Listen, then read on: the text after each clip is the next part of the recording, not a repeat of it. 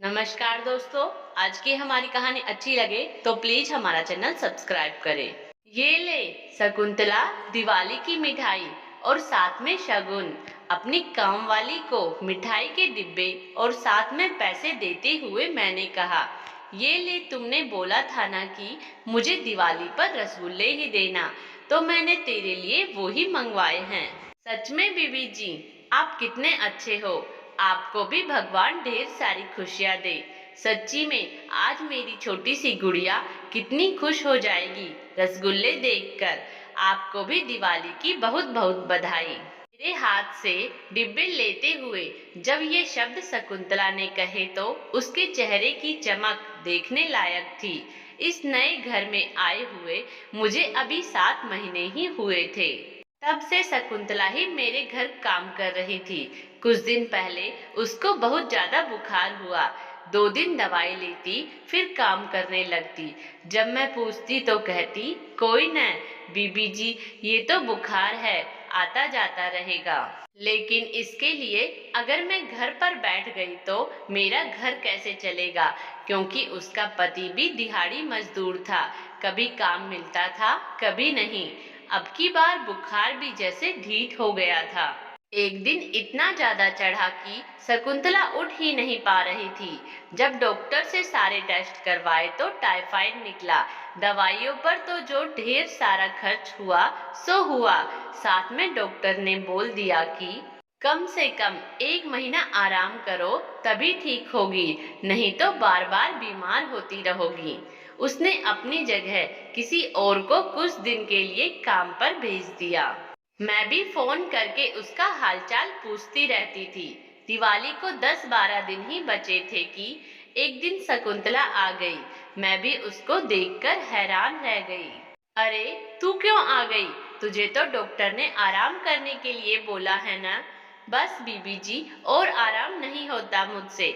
ऊपर से दिवाली भी तो आ रही है ना, कल से मैं ही काम करूंगी। मैं समझ गई कि दिवाली की वजह से ही ये घर पर नहीं रुक पा रही थी, क्योंकि अपने अभी तक के अनुभव से मैंने यही जाना है कि ये जितने भी कामगार होते हैं, एक दिवाली की आस में पूरा साल बिता देते हैं कि हमें दिवाली का कोई अच्छा सा तोहफा मिलेगा। दिवाली पास आने पर इस तोहफे को पाने के लिए लोगों की बड़ी बड़ी कोठरियों को दिन रात एक करके शीशे की तरह चमका देते हैं। कुछ बड़ी कोठरियों वाले तो इस तोहफे की आड़ में उनसे इतना काम करवाते हैं जैसे दिवाली का तोहफा नहीं, बदले में कोई खजाना ही दे देंगे। अगले ही दिन से शकुंतला अपने समय से काम पर आ गई। बीबी जी, आज कहाँ से सफाई शुरू करूं?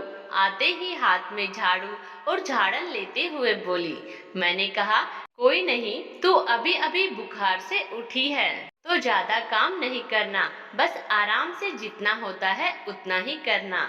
जब दिवाली को 2 दिन बचे तो मैंने उसे बोला कि बता दे तुझे किस चीज की जरूरत है, मैं तुझे वो ही ले दूंगी। क्योंकि आज तक जब भी मैं दिवाली पर अपनी बाई को पूछ के तोहफा देती तो वो ज्यादातर कंबल, कुकर या आटे का ड्रम ही बोल देती, और मुझे भी उनको जो चाहिए होता वो ही लेके देने में ज्यादा खुशी मिलती। बीबी जी, आपको तो पता ही है, इस बार इस मुए बुखार ने बहुत नुकसान करा दिया, इसलिए तोहफे का तो अगले साल देखेंगे। आप मुझे पैसे दे देना, मैं अपनी बिटिया को दिवाली पर पहनने के लिए फ्रॉक लेकर दूंगी। और मिठाई में न आप रसगुल्ले ही देना, क्योंकि मेरी लाडो को सबसे ज्यादा रसगुल्ले ही स्वाद लगते हैं। चाहे जितने भी खा ले उसका मन नहीं भरता। बाकी कोठियों वाली बीबियां बिना पूछे ही दिवाली देती है तो मैं उनको बता नहीं पाती, क्योंकि सब घरों में मिक्स मिठाई मिलती है, वो मेरे घर कोई नहीं खाता, ऐसे ही पड़ी रहती है।